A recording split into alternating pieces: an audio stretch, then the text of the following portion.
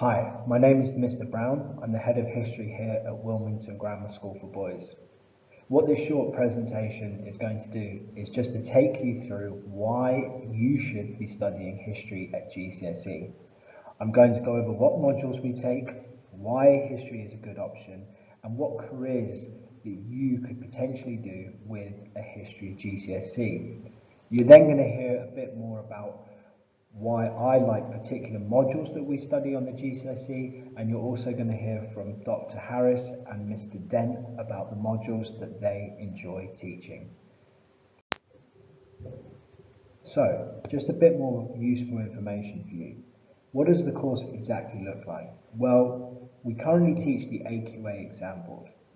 Over the course of the 2 years, we teach 4 modules. We teach Germany from 1890 to 1945, the Cold War, Elizabethan England, and Power of the People.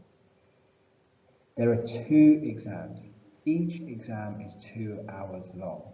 You will have to answer a multitude of both short and long style essay questions. There is no coursework. The questions are a mixture of interpretations, sources, and essay style questions that will be asking you to form your own judgment to big inquiry questions such as why was there a golden age during Elizabethan England, or what was the most important cause for Hitler's rise to power.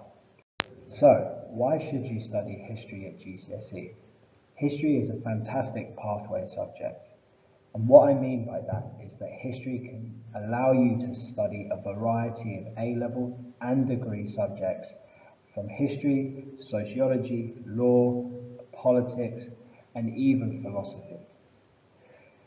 By studying these subjects, you can go on to careers such as journalism, teaching, you can work for the civil service, you can do ambassador roles in other countries.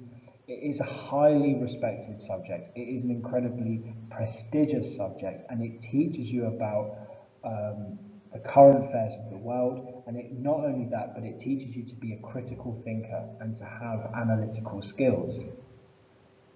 On top of this, the history department has been one of the most successful departments within the school, achieving some of the highest grades in the school, with over 65% of our students achieving a level 7 and above. So what kind of students take history at GCSE? History has always had 3 large classes, and this shows you just how popular the subject is at GCSE. In order to succeed at GCSE, you need to have a real passion for the subject. You need to be hardworking, and you need to be academic and disciplined. I think one of the reasons why I enjoy teaching Elizabethan England so much is because it is such a turning point in British and global histories. Really, Elizabethan England is this transition from a medieval to a modern world. England is experiencing a huge amount of transformation in terms of religious transformation. It's also opening itself up to the wider world.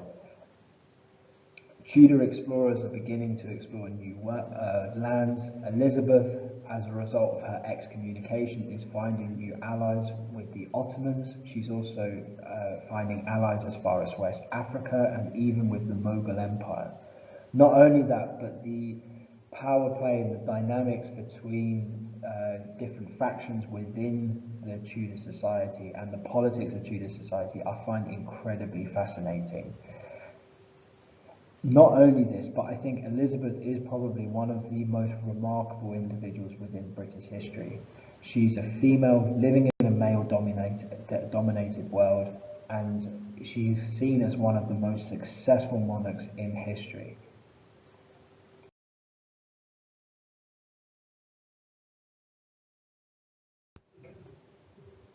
One of the reasons why I enjoy teaching Nazi Germany so much is that we really get to engage with such important and such interesting inquiry questions.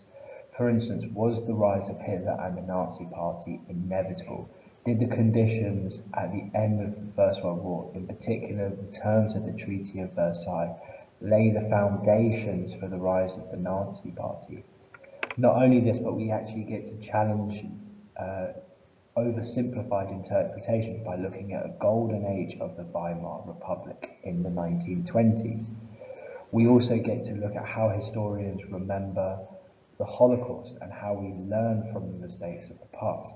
I think it is one of the most iconic modules on any history GCSE, and any history student will find this incredibly fascinating.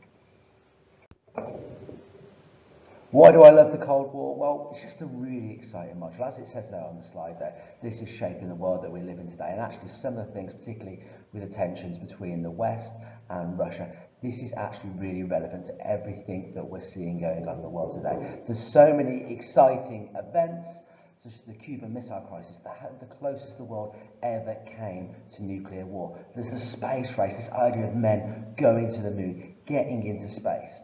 There's also the division of Germany, the fall of the Berlin Wall, wars in Asia. This is a real action-filled module. Every lesson has got you on the edge of your seat. I just want to finish this presentation by reflecting on why history matters. History isn't important just because it is a fascinating subject. It's not important just because of the potential career that you can get. Really, history is about learning from the atrocities, the mistakes, and the triumphs of the past in order to build a better world for tomorrow. It helps us have a better understanding of the politics, conflict, and tensions of the world today, but also how we can overcome these tensions. It gives us an insight into who we are as a local community, a national community, and even a global community. If you do still have any questions, please do not hesitate to speak to your history teacher. I'm sure they'll provide you with more information if you still have any questions. Alternatively, please come and speak to me, Mr. J. Brown in HU2.